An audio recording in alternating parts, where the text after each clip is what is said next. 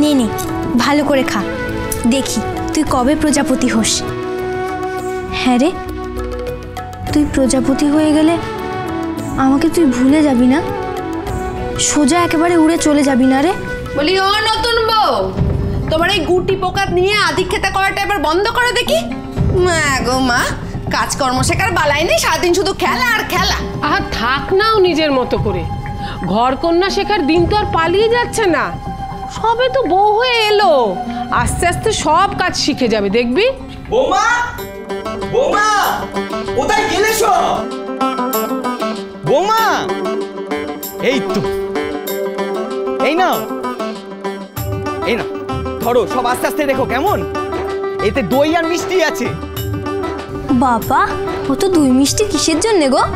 ওরে, আমাদের গণেশ গেছে তার ছেলেকে ওর মামা বাড়ি থেকে আনতে, বুঝলি? নিশ্চয়ই কাছাকাছি চলে এসেছে, তাই দই মিষ্টি নরেনের হাত দিয়ে পাঠিয়ে দিয়েছে। তাই বুঝি? তাহলে তো আমরা সকলে খুব মজা করব। হ্যাঁ, এই তো ওরা আসছে, এই তো তেমাথার মোড়েই আমার সাথে দেখা। গণেশ তো সবকিছু নিয়ে ছেলেকে সামলাতে সামলাতে একেবারে নাজেহাল হয়ে গেছে।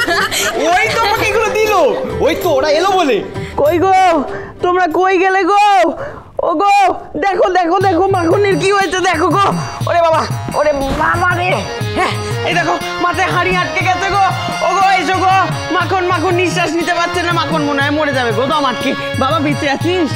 মাখন, ও মাখন রে, ও মাখন কথা বল। ও মা, ও মা, কি হলো আমার মাখনের? হাঁড়িটা ঢুকলো কি করে? মাখনের রাস্তায় খুব খিদে পেয়েছিল, আর তারপর কি করবে, দইয়ের হাঁড়ি থেকে দই খেতে খেতেই হাঁড়ির ভিতরে মুখটা ঢুকে। কি সর্বনাশ!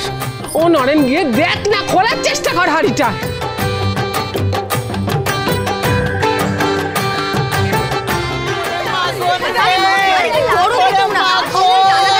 খোলা যায় নাকি? গলায় লেগে যাবে তো, সরো দেখি। এই দাঁড়াও, আমার নাতির যদি কিছু হয় আমি তোমাকে ছেড়ে কথা বলবো না।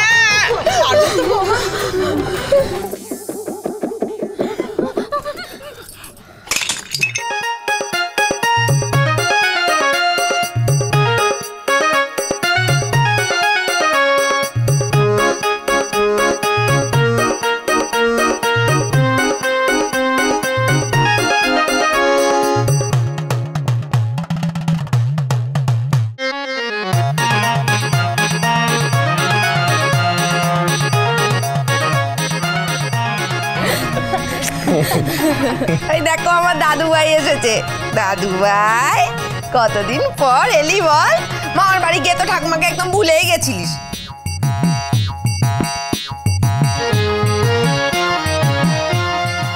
মা, আমার খুব খিদে পেয়েছে, আমাকে নাড়ু দাও, নাড়ু খাবো।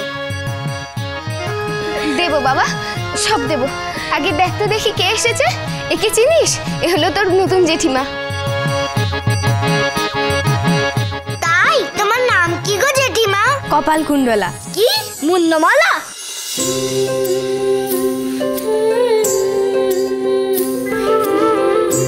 এই, তোর নাম কি রে?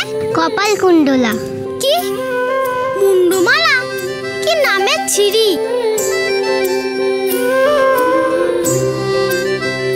আয়, তোকে একটা জিনিস দেখাই। হয়ে গেল, এবার এর মাথাটাও চিবোবে।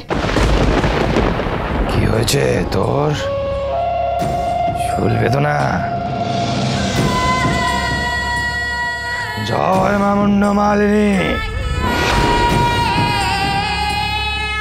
নে ধর, তা মায়ের নাম করে খেয়ে নে, দেখবি সব সেরে যাবে।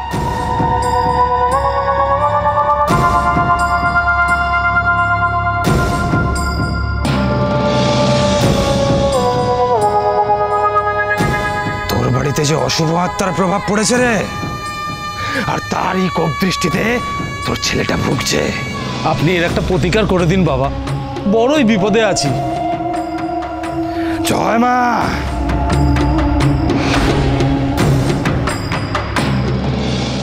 ধর, এই শেখর ধোয়া জল তোর ছেলেকে 3 দিন খাওয়াবি, বুঝলি? আর তারপর বাড়ির দক্ষিণ কোণে এটাকে পুঁতে দিবি, দেখবি সব মঙ্গল হবে। মারে জয় মা, জয় মা। সবই তোর ইচ্ছে মা, সবই তোর কৃপা। এই শেখরের ওষুধি গুণে এমনিতেই ওই পেট রোগা ছেলেটা ভালো হয়ে যাবে। আগে থেকে সব খোঁজ খবর নেওয়া আছে। ওর ছেলের পেটের অসুখ। এই যে গোসাই চাটুর্যে, তোমরা এখানে আছো দেখছি, আমি তো তোমাদের কাছেই যাচ্ছিলাম। কেন খুড়ো, কি হয়েছে কি? কি হয়নি তাই বলো না।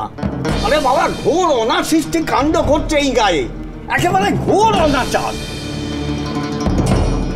কি হয়েছে সেটা খুলে বলবে তো? আমরা হচ্ছে গায়ের মাথা, সমাজপতি, আমরা কোনোভাবেই কোনো অনাচার সহ্য করব না। আমি নিজের চোখে দেখে এলাম, নবকুমার তার বউকে তার চলে লেখাপড়া শেখাচ্ছে। কি সর্বনাশ! কুণ্ডলে যদি লেখাপড়া শেখে তাহলে তো ভালো মন্দ ন্যায় অন্যায় বোধ ওর তৈরি হবে। সেটা আমার পক্ষে মোটেই মঙ্গল হবে না। যেভাবেই হোক ওর লেখাপড়া শেখা আটকাতে হবে। এ তো ঘোর অন্যায়, পাপ। আর এই পাপে গায়ের সকলের চরম সর্বনাশ হবে। স্ত্রী লোকের কাজ হলো অন্তঃপুরে সংসার সামলানো, সন্তানকে মানুষ করা। তাই তো আমাদের শাস্ত্রে লেখা আছে। কি লেখা আছে তো? আর শাস্ত্রের বিরুদ্ধে গেলে দেবতাদের অভিশাপ লাগবে। হ্যাঁ বটেই তো, এর একটা বিহিত হওয়া দরকার। হ্যাঁ ঠিকই তো, ঠিকই তো। এর একটা বিহিত হওয়া দরকার, বিহিত হওয়া দরকার। বিহিত হওয়া দরকার, বিহিত হওয়া দরকার। আরে আরে ওই তো নবকুমার যাচ্ছে। এই ডাকো ডাকো, ওকে ডাকো। আরে ও নবকুমার, এদিকে একবার এসো, সমাজপতিরা ডাকছেন।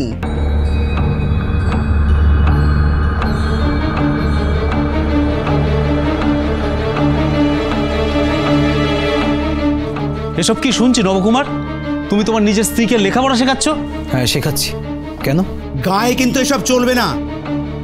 এই অনাচার কিন্তু বন্ধ করো। অনাচার? আমি নিজের স্ত্রীকে নিজের টোলে লেখাপড়া শেখাচ্ছি, এতে অনাচারের কি দেখলেন আপনারা? তাছাড়া এতে তো আপনাদের আপত্তির কোনো কারণ থাকতে পারে না।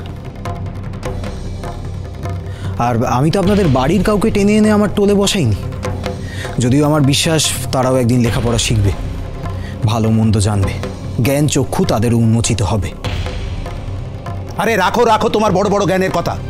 ওসব কথা তুমি তোমার ওই ছাত্রদের শুনিও, আমরা তোমার ছাত্র নই। স্ত্রীলোক লেখাপড়া শিখলে ভারী অমঙ্গল হবে। কে আপনি? আপনার কি পরিচয়? আর কোন যুক্তিতে আপনি বলছেন যে মেয়েরা লেখাপড়া করলে তা অমঙ্গল হবে? তাহলে তো খনা, গার্গী, অরুন্ধতী, মৈত্রীর মতো বিদুষী রমণীদের কথা এদেশের মানুষ জানতই না। আর স্বয়ং বিদ্যার দেবী সরস্বতীও কিন্তু নিজে একজন নারী। তাহলে কেন কেন আপনি এই গ্রামের মানুষদের ভুল পথে চালিত করতে চাইছেন? আপনার কি স্বার্থ? বাবার আবার কিসের স্বার্থ? বাবা সর্বত্যাগী, মায়ামুক্ত সন্ন্যাসী। ওনার বিশাল ক্ষমতা, উনি মন্ত্র বলে অনেক কিছু করতে পারেন। তাই নাকি? তাহলে তো বাবার ক্ষমতা দেখতে হয়। কে?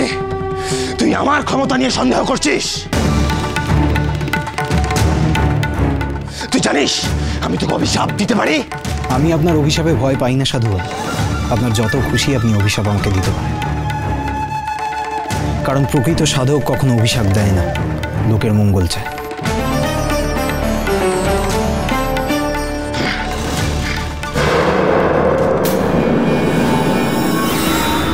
সূর্যকে এক্ষুনি মেঘ ঢেকে দেবে, এটাই সুযোগ। তোর এত দুঃসাহস, তোর এত দুঃসাহস যে তুই আমার শক্তিকে সন্দেহ করিস। এবার দেখ দেখ, তোর পাপে চারিদিকে অন্ধকার নেমে আসবে। যা যা, সব শক্তিপুঞ্জ যা, গিয়ে ঢেকে দে সূর্যকে। ওম হ্রিং ফট।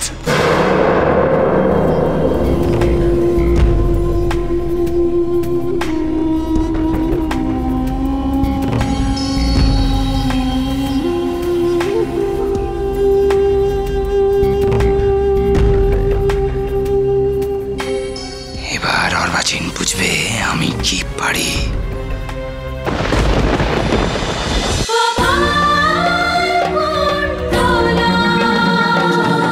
cholo, cholo, cholo, paltai.